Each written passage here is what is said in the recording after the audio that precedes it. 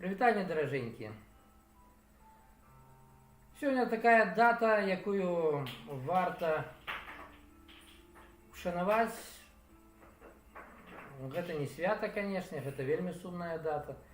1000 дзён, як пачалась вайна в Украіне. А як гэта я бачыў? Пачакайце. У мяне партызаны, як вы ведаеце, пачынаюць даваць гук. Дай цацку. Не заря.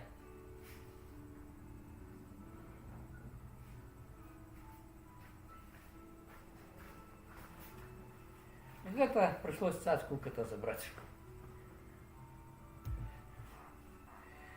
Ну дык вось, што як было ў той дзень, калі пачалась вайна у маім жыцці. Все было даволі напружана і чакалось, што штосьці можа быць, але заўсёды былі думкі, што можа не зараз, можа праз пару месяцаў, праз год. Тым больш многія эксперты таксама заявлялі пра тое, што вось прамчас Расія не гатова да таго, щоб пачаць вайну, і ёй гэта будзе невыгадна, нелагічна.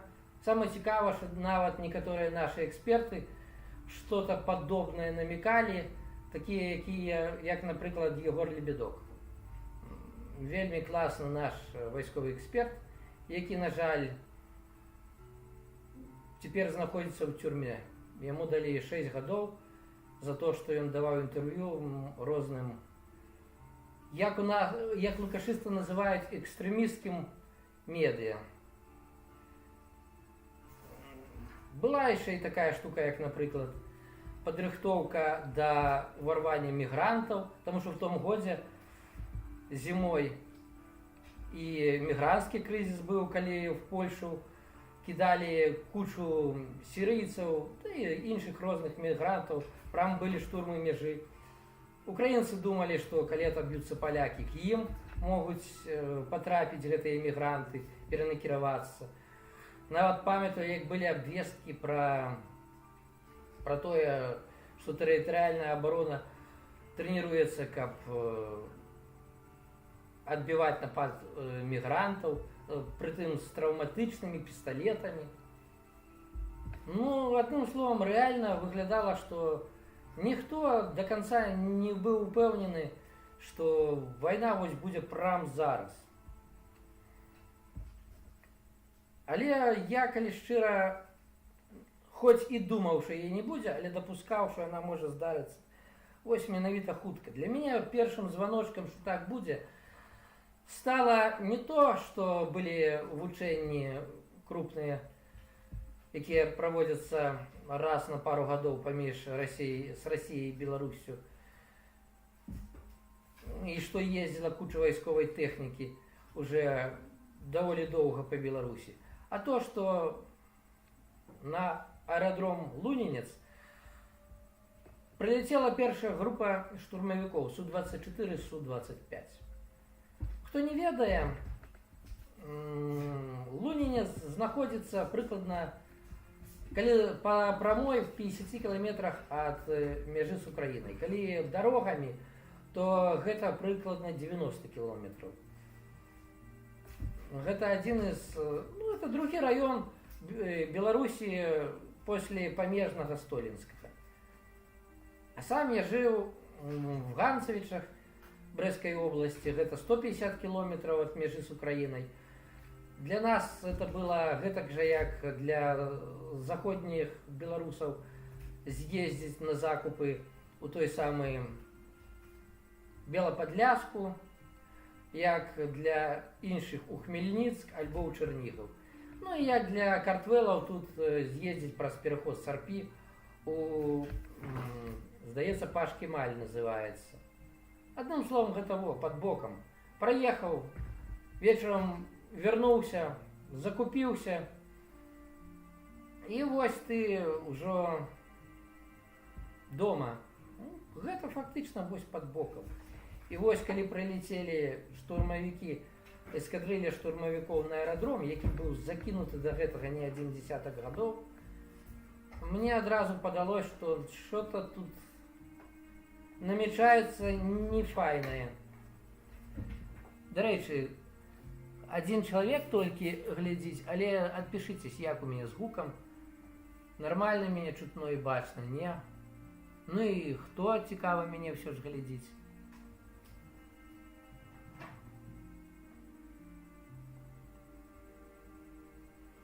Ну, будем сподеваться, что гук нормальный, потому что никто не отказывает.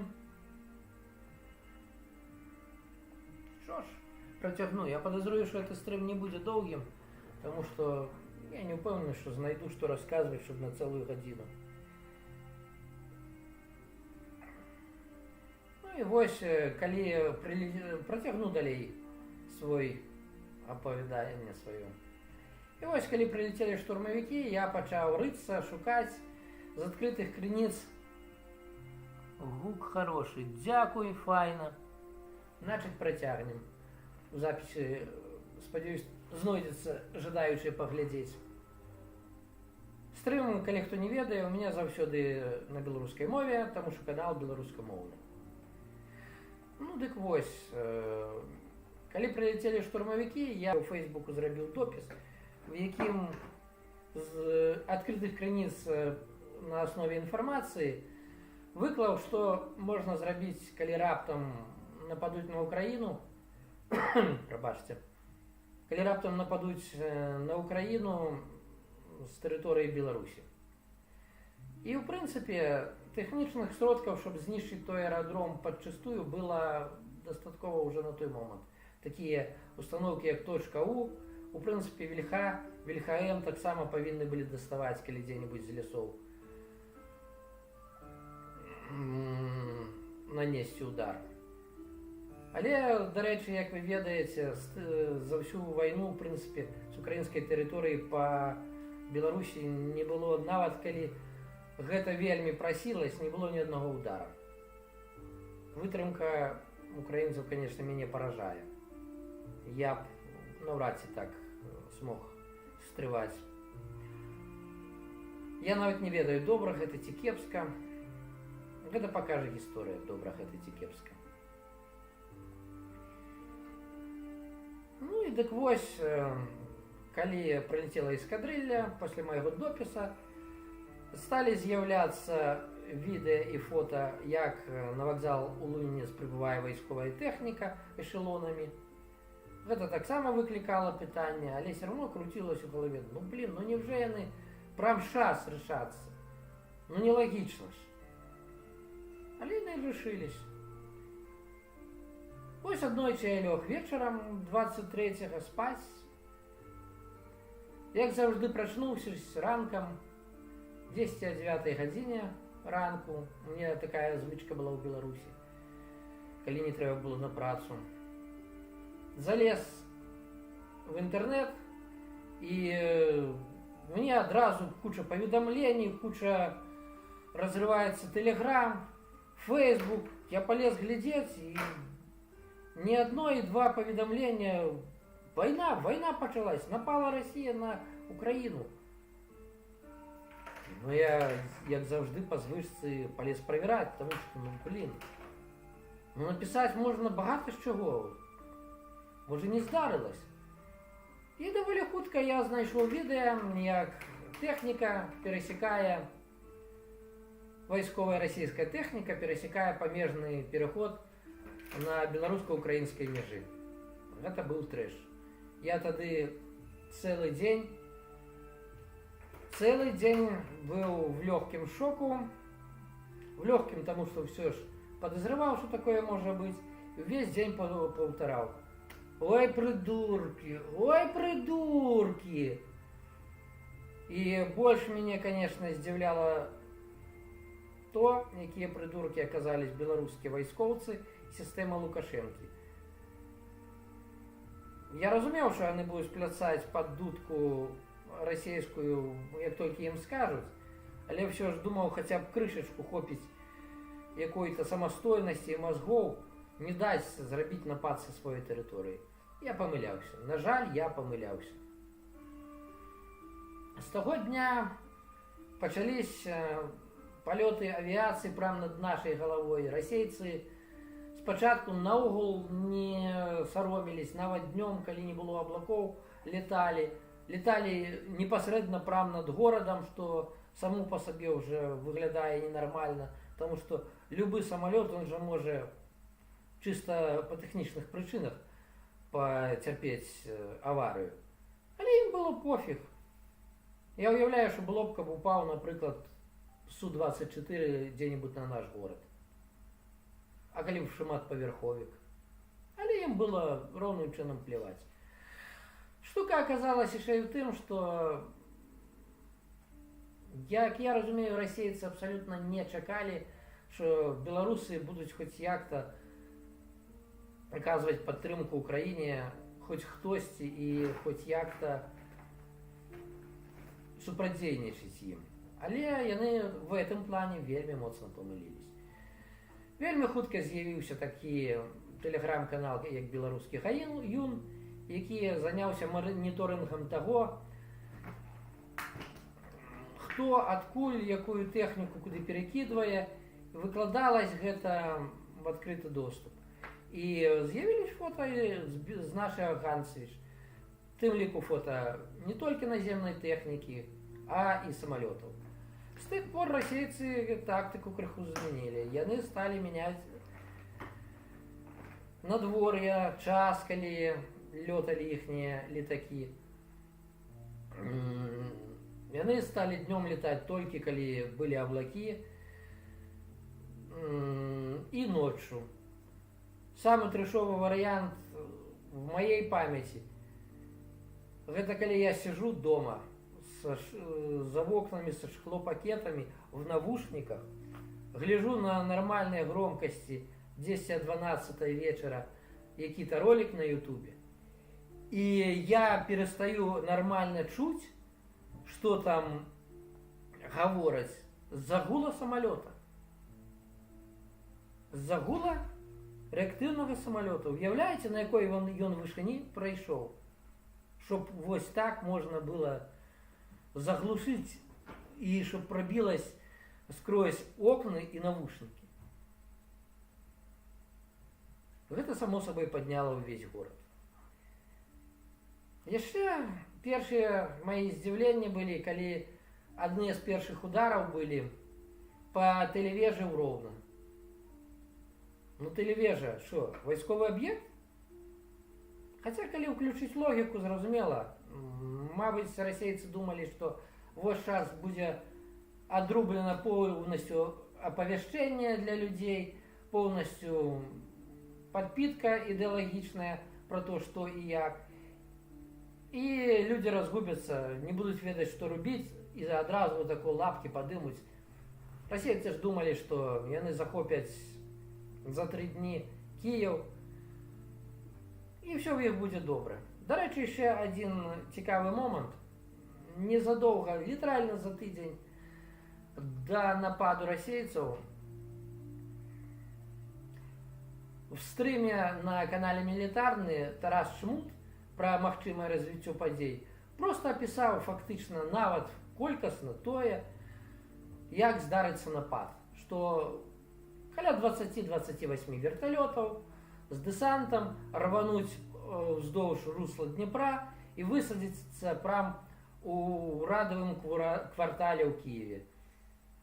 Я яшчэ тады памятаю, напісаў у стрыме Ігора Тышкевіча пра гэта, і ён пасмяяўся тады, што да ладно, несур'ёзна, там жа стаіць куча часцей аховы прэзідэнта, Нацгвардыя, паліцыя, да іх раструшчаць прямо за лічаныя гадзіны, калі яны такое зробяць.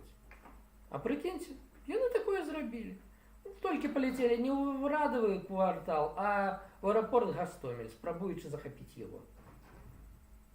То есть расейцы рабілі тады абсалютна все, што было абсалютна нелагічна і выглядала як маразм. Ну так не можна. Гэта бред. Для каго? Для іх? Не. Для іх саме то. Саме ім падходзіць. Як паказвае практыка, гэта для іх хутчэй нават не выключение з правил, не редкость, а натурально нормальный способ дзеяння. Что-то зрабіць по-вар'яцки. Лады, это мы зараз.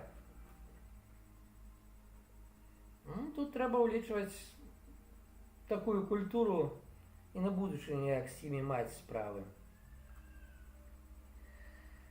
Ну, і далей пачалі з'яўляцца навіны пра то, як нанеслі удар туды, нанеслі удар сюды.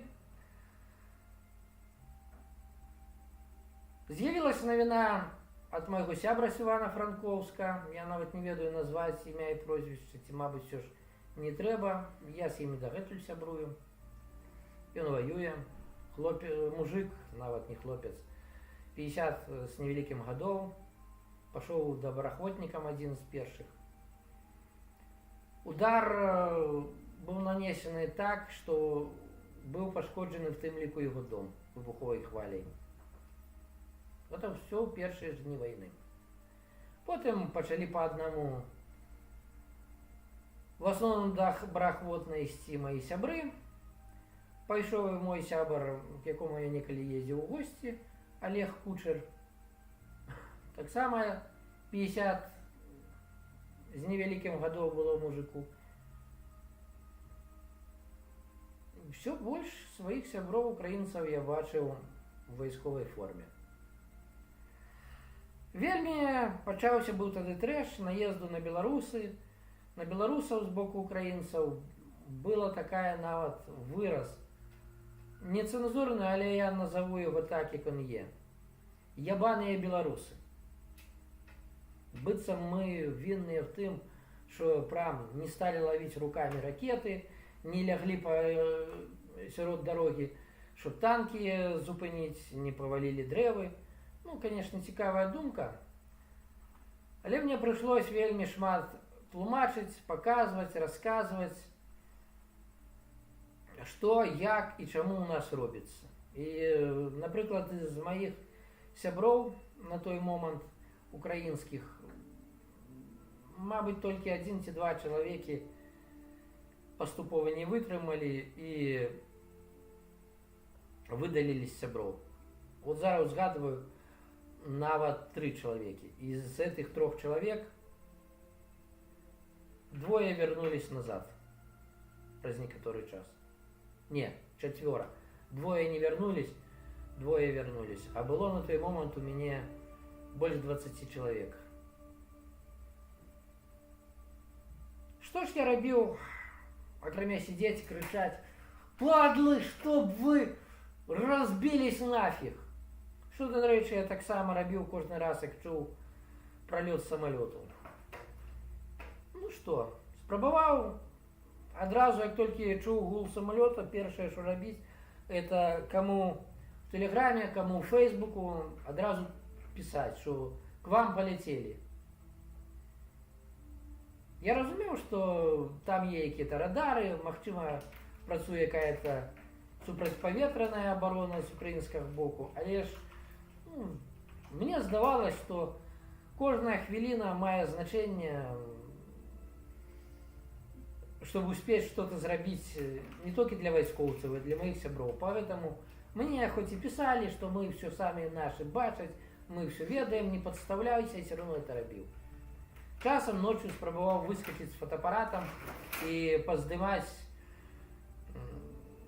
самолеты. На жаль, это мне ни разу не атрымалось, потому что пакуль я выскакивал, только сдалёк гул часом заставаўся. Ну и плюс летели хутка, попасть и их снять было, мне не вышло. Праз некаторы час з'явились наши партызаны чыгуначныя, якія стали пашкоджваць рэлейныя шафы, замыкаць дратамі металлічнымі рэйкі, каб спыняць цягнікі з вайсковай тэхнікай, якія рухаліся ў бок Украіны і з боепрыпасамі. Гэта зноў быў паказнік таго, што не чакалі, абсолютно не чакалі ни расейцы, ни лукашысты, што кто-то будет сопротивляться, потому что рэпрэсій менавіта супраць людзей, падтрымваючых Украіну, в нашым рэгіёне не было. Просто за пратэсты садзілі. І вось пасля таго, як пачалі дзеянні партызанаў, цягнікі пачалі хадзіць в асноўным толькі ноччу, паставілі АМАП летнія на кожным чыгуначным пераездзе ахоўваць чыгуначныя шляхі, каб ніхто не паздымаў, ніхто нічого не ўтварыў. Былі чуткі, што нават праз некаторую адлегласць, скажем, кілометраў пару, у прынцыпе, па ўсім шляху чыгункі у Берасцейскай і Гомельскай обласці стаялі менты і амапаўцы, ну і ўнутраныя войскі. Хоць як-то ім прыйшлось пабыць в незручных умовах. Тады пачалі распаўсюджвацца з іх запужванні, што любы, хто падойдзе і будзе выглядаць падазроным да чыгункі, будзе расстраляны без папярэджання. Пачалі затрыманне людзей, якія малі хоць якія-то сувязі з Украінай. Я ўсё чакаў у нашым рэгіёне, я ўсё чакаў. Цікава, што да мяне таксама прыйдуць. Але вось не прыходзілі.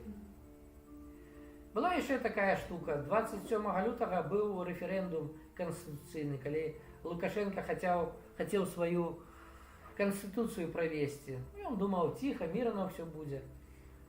А нашы людзі пад прывадам галасавання зладзілі шмат дзе ў Беларусі мітынгі супраць нападу Расіі на Украіну. Тады было затрымана каля 1000 чалавек за той дзень.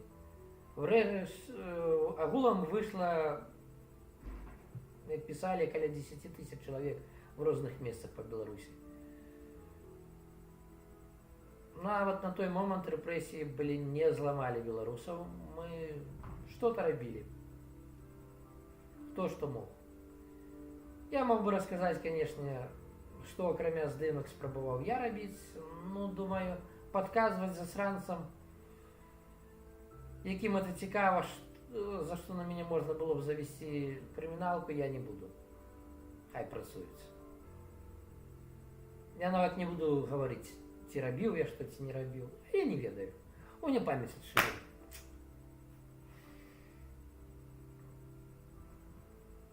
Самалёты лёталі рэгулярна, падоўгу, і час ад часу здаралася, што яны атрымоўвалі адлуп, дзесьці падалі.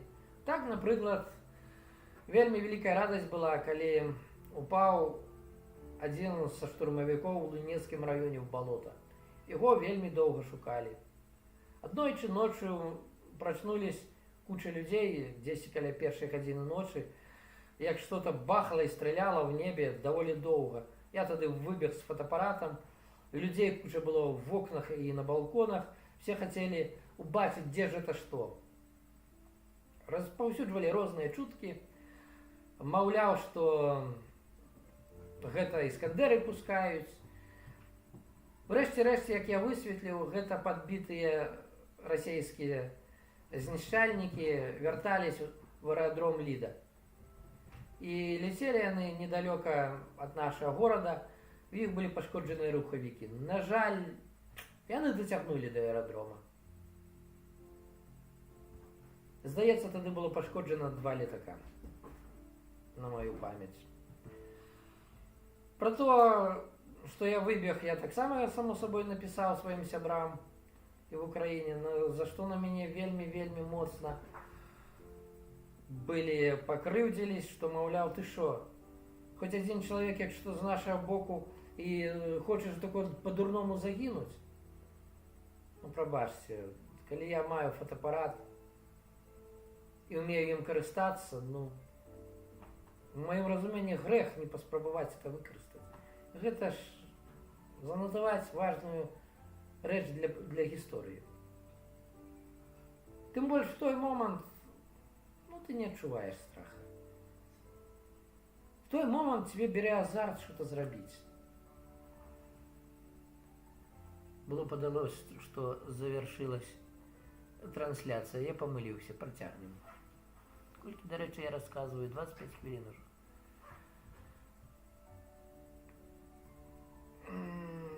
Адзінае, пра што я раскажу, што я рабіў, гэта, канешне, я хадзіў, спрабаваў у розных месцах расказваць людзям пра то, што адбываецца насамрэч.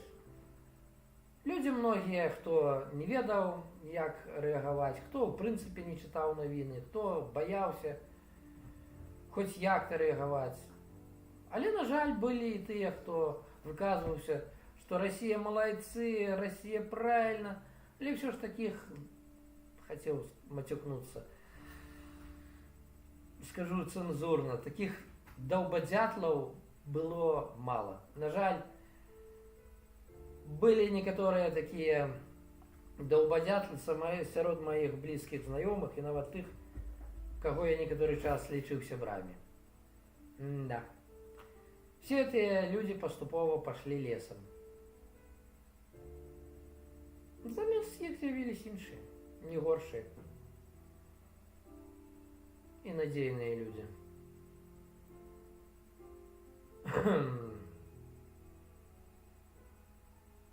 Сидел, сачыў за навінамі. Аднойчы мне набраў мой добры знаёмы з роўненскага мясцовага тэлеканала журналіст і прапанаваў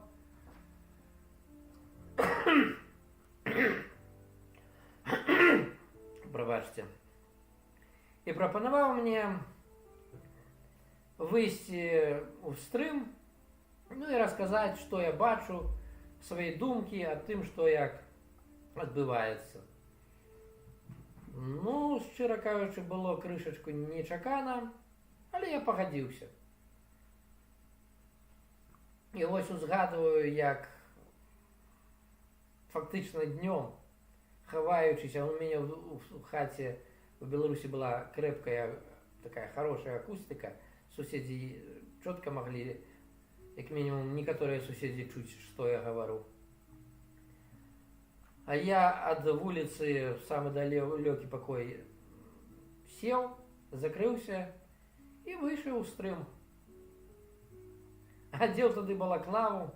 Магчыма, калісьці, калі это будзе цікава, я выкладу эту стрым. Я яго захаваў, дагэтуль думаю, што з ім рабіць. Уже давно тыя падзеі былі, і ці є сэнс яго выкласці на свой канал зараз, я ўсё разважаю. Дарэчы, наконт таго, што украінцы закідвалі беларусам, якія ябаныя беларусы. Тут можна закінуць многім, напрыклад, таму ж Владзіміру Золкіну, які раптам, калі яму падгарэла срака, сеў весці канал з размовамі з палоннымі. Я залез потым быў паглядзець, а хоць вось на столечкі ён пацікавіўся, што там быў пра нашы пратэсты. Калі ў нас быў 20-й год, і калі нас білі і лупілі, аказалось, што пратэстаў для яго канала не існавала. Адзін толькі ролик быў з чалавекам, які выйшаў, я нават не буду называць, яна сябе называе беларускай блогеркай, давно жыве ў Украіне, але рэкламы рабіць не буду, таму што чалавек не заслужвае таго. Дзе былі проста абразы, якія беларусы неразумныя, што яны неправільна ўсё робяць, прытым гэта расказваў чалавек, які ўжо тады сидзеў в Украіне. І вось у гэтага блогера это адзіны ролик быў пра нашы пратэсты. То есть ему что-то нічого не замінала, калі лупяць суседзяў, гэта было пофіг. Конечно, не іх лупяць. Пакуль самому не пачалі за каўнер в углі падаць, яму было па барабане. У яго, в прынцыпе, некая незразумелая тэматыка была на канале. А шо бы і не подумаў, што так раскруціцца. Смешна было мне яшчэ, канешне, ну і не толькі прыемна буду гаварыць, ужо прабачце, але то, як успрымаў увесь час, успрымаю цяпер. Мяне здзіўляла, як многія захаплялись украінцы Лукашэнкай. А я ўсюды гаварыў, што ой, дарэмна вы. Вы верыце таму, што ён гаворыць, што з тэрыторыі Беларусі ніколі не паедзе нічога, акрамя трактара? Да ён вас здасць, як толькі яму стане это выгадна. Не, ой, что ты говоришь, фигню, гэтага быць не можа. Самы мяне вкурвіў быў якраз такі чалавечак, які зараз папулярны, відэа з ім набірае по 500 000 праглядаў в Украіне на некаторых каналах, такі Дмітро Карчынскі. А калі паглядзець, пашукаць, што ён гаварыў напярэдадні выбараў у Беларусі, так ён клікаў вайну в Украіну. Якім чынам? А ён вціраў, што Лукашенко самы антырасійскі палітык у Беларусі, што это самы блізкі сябар Украіны. І украінцы ні ў якім разе не павінны падтрымліваць беларускія пратэсты. Яны павінны выступаць за Лукашенку. Вот адно, што не дадаў ён быў у сваім роліку, што трэба здаваць тых, хто выступае супраць Лукашэнкі. Не дадумаў мужик. А цяпер ён прям герой, папулярны, па паўмільёна праглядаў. Коротенькая памяць, однако. Господарства украінцы, на жаль. Я был бы удзячны, каб его завалили информацией, якой он говно, але боюсь, что этого не будет. Переобулся, и он так нормальненько. Я себе, до речі, так и не смог заставить ни один из этих роликов с ним теперь поглядеть, потому что он выкликает у меня дагэтуль вельми моцную аллергию. И хочется плюнуть в морду, падле. Сподіваюсь, коли-нибудь в житті я это змогу зробити. Не люблю говно серед людей. Вот пробачьте. За эмоции ненавижу.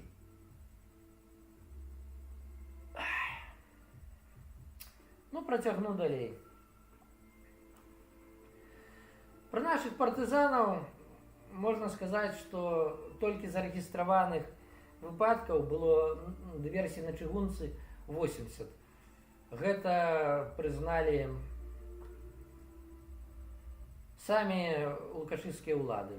Сколько их было реально, никто про то не скажет теперь. Магчыма, про гэта мы даведаемся ў будучыні. А я назіраў, як руйнуюць Украіну, як нападаюць на розныя гарады, як азоўцы абараняюцца ў Марыуполі. Шчыра кажучы, было з одного боку вельмі прыемна, што ніхто не здаўся. Была офігенная радасць, калі здарыўся украінскі контрнаступ і выбілі маскалёў з Харкаўскай вобласці. Да і не толькі з Харкаўскай. А ў той час пачались таксама першыя абмены палоннымі. Мой сябар з Решетиловки сказаў, што его родны брат, на той момент ён быў офіцерам,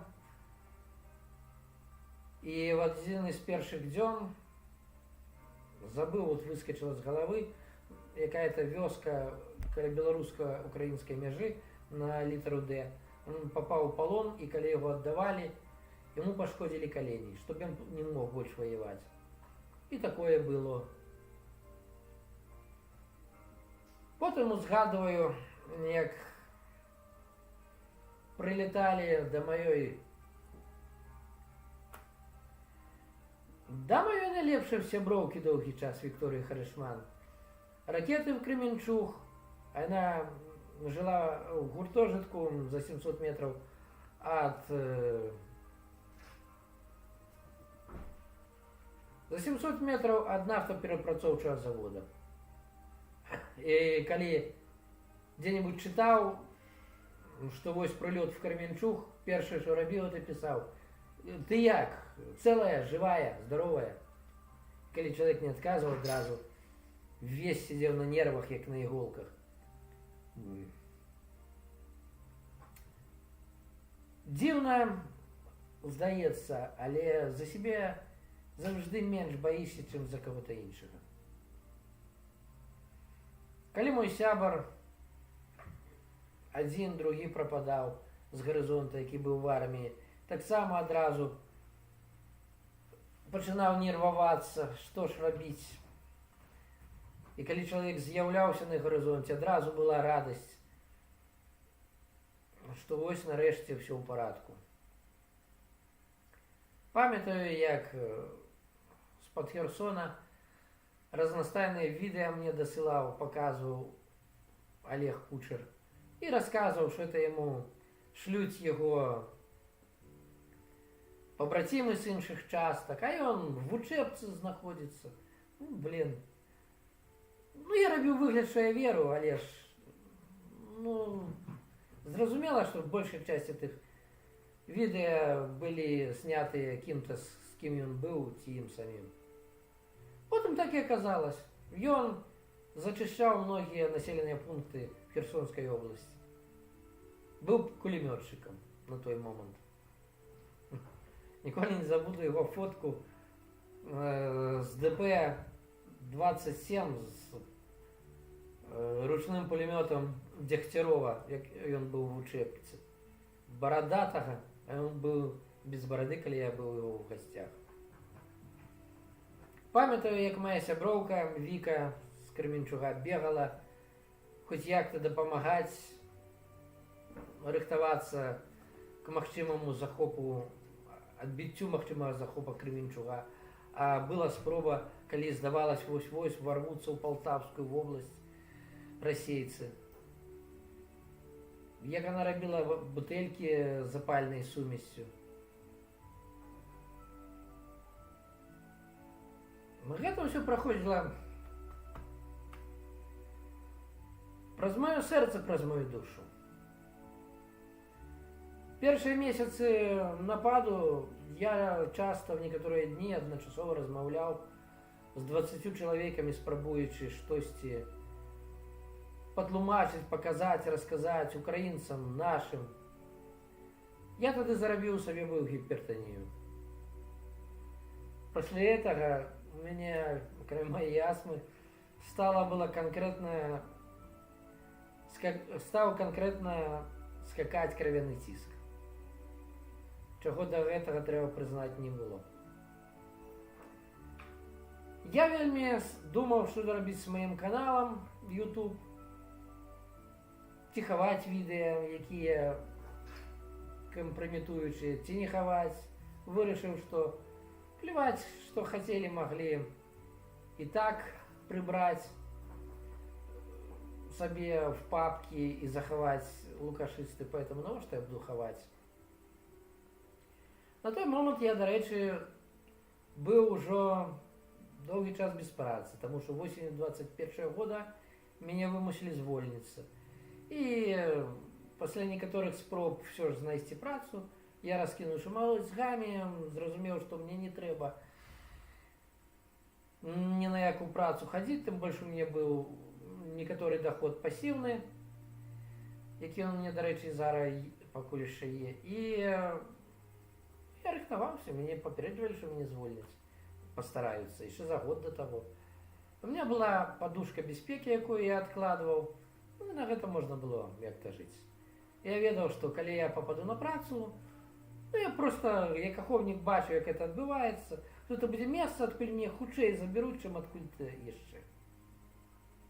І вось в такой сітуацыі сидзеў, глядзеў, што адбываецца, спрабаваў рабіць, што мог. Так хочется расказаць, што я рабіў, але не. Працуйце, спадарства лукашысты. Вы ад мяне пачуеце раней часу. Магчыма, калісьці в будучыні я раскажу ці напишу дзе-небудзь, што і як. Не зараз. Ще быў для мяне адзін адметны момант, як беларусы ўспрымаюць вайну ва Ўкраіне. Ну, як мінімум, у маім рэгіёне, зноў жа, Беларусь не такая маленькая. В куче рэгіёнаў не бачылі ні той тэхнікі вайсковай, не чулі палётаў самалётаў. Тая ж Віцебская, Градзенская область, там этого было вельмі мало. Наконт Магілёўскай области не ведаю. Вось мне тут магілёўцы кажуць, што все это было бачна і чутно, але в разы ў меншай колькасці, чым в моей области и в Гомельской области. Але все ж было что-то бачно. Праз Оршу в основном шли все эшелоны.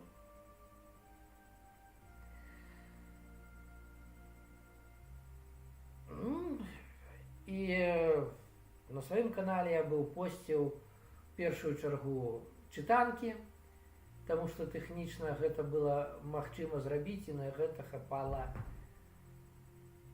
сіл, скажем так, маральных, на фоне всего астатняга.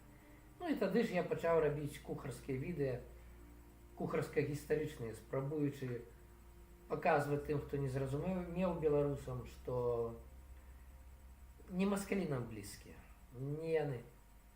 Зусім іншы накірунак. Европа, Украіна.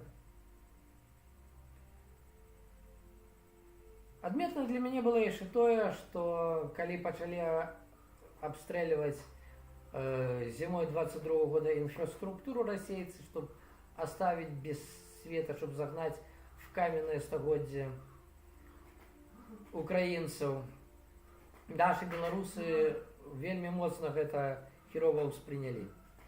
І людзі пачалі, дзе ніхто не чуў, каго яны маглі баяцца, размаўляць са мной па-беларуску. Нават людзі, ад якіх я гэтага проста абсолютно не чакаў. Такое ўражанне, што людзі проста спрабавалі паказаць: не-не-не, мы, не яны. Мы не тыя разумова адсталыя, якія з-за парэбрыка. Мы супраць гэтага, і мы такога з людзьмі рабіць не падтрымліваем. Гэта насамрэч здарылася была зімой з 22 на 23 год даволі масава.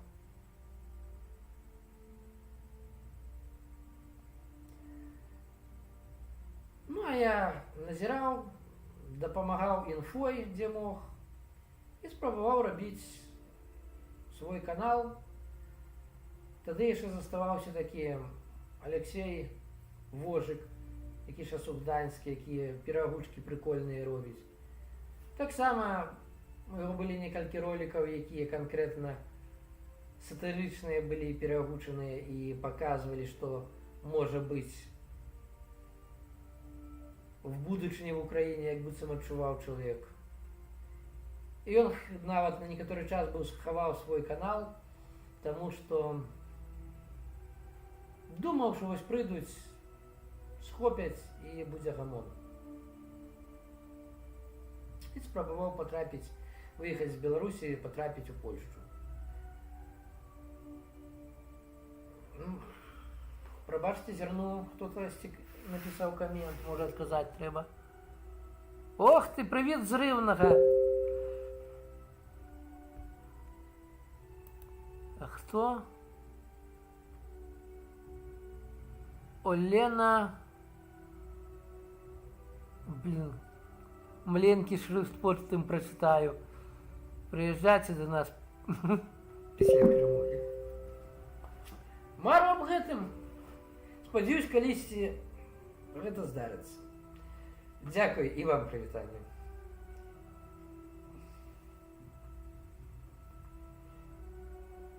Хвілінку.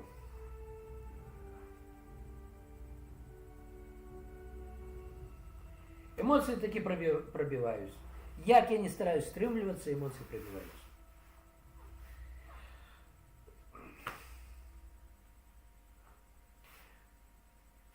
Ну і сябар, дарэчы, Алексей Вожык смог выехаць паступова. І, на шчасце, падтрымка адзін аднаго наша дапамагла, і абодва нашы каналы выжылі.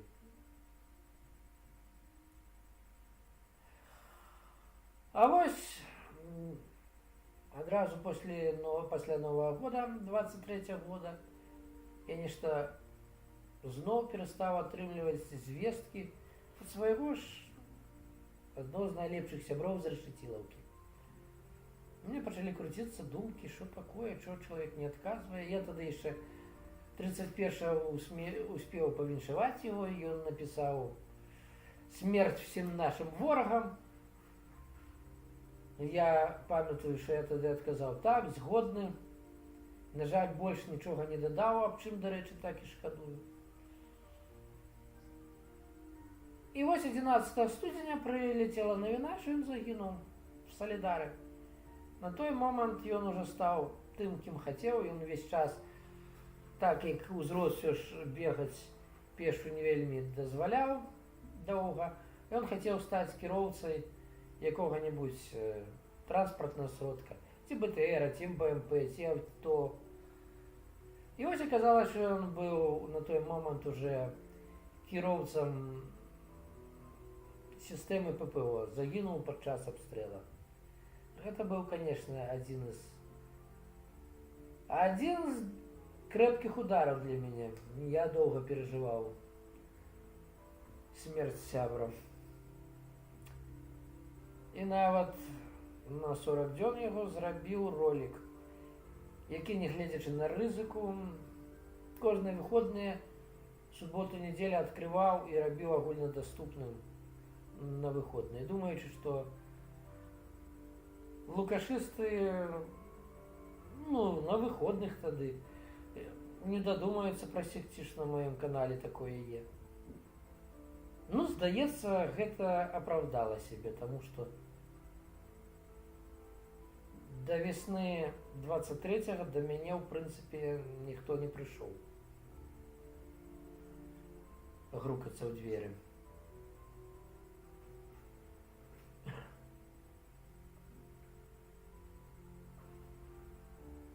Да, думаў я, што ненадоўга стрым будзе. Расказаць, аказваецца, є што бачыце аж на 47 хвілін.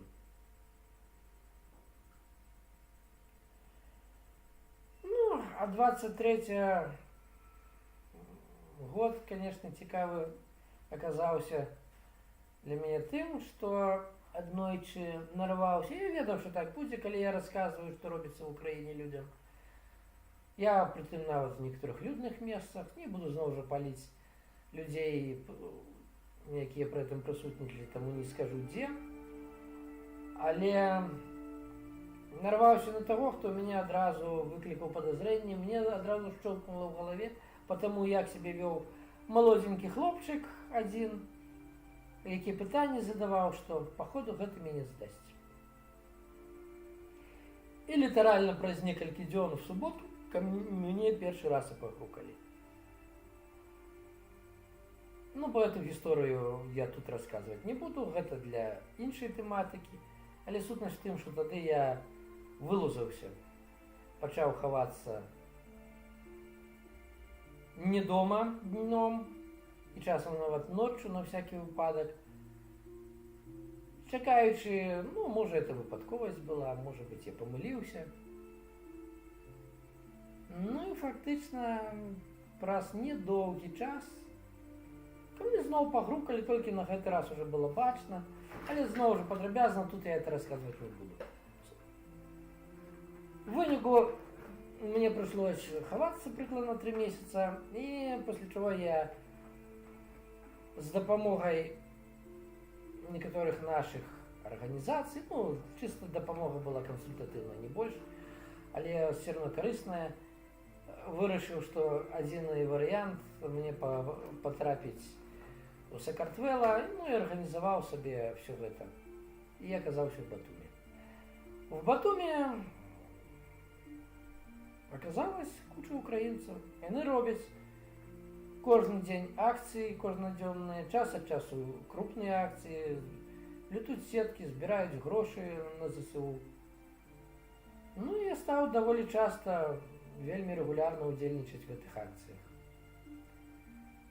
Донатаў, на жаль, таму што грошай не так, щоб багата было, мала зрабіў, але, хаця б інфармацыйна дапамагаў.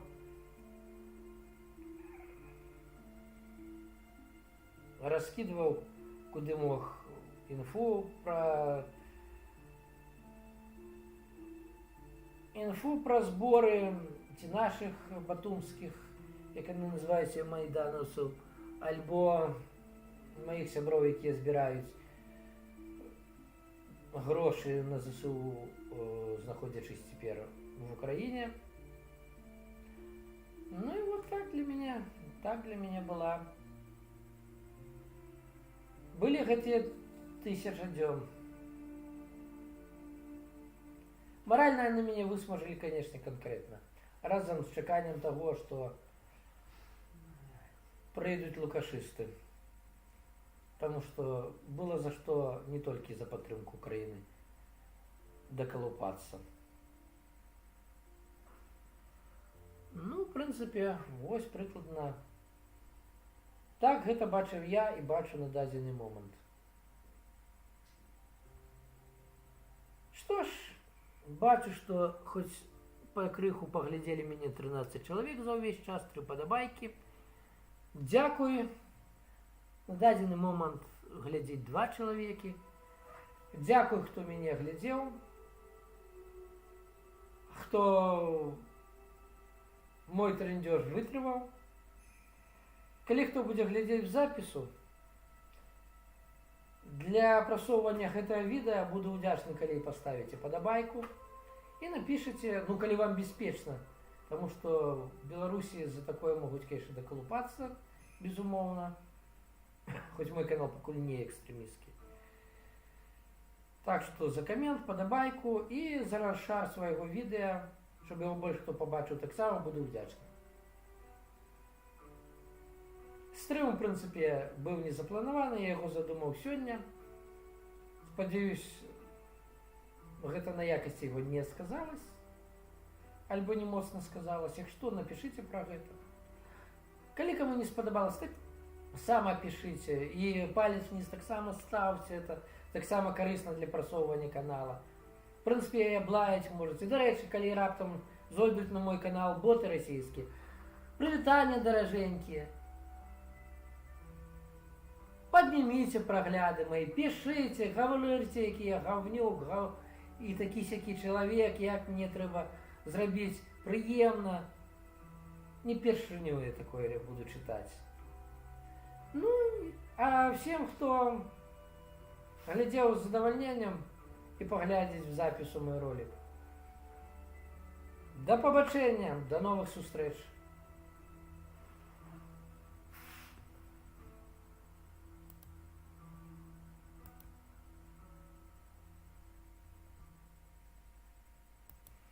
Ну, вось так, неяк. Дзякуй за музыку.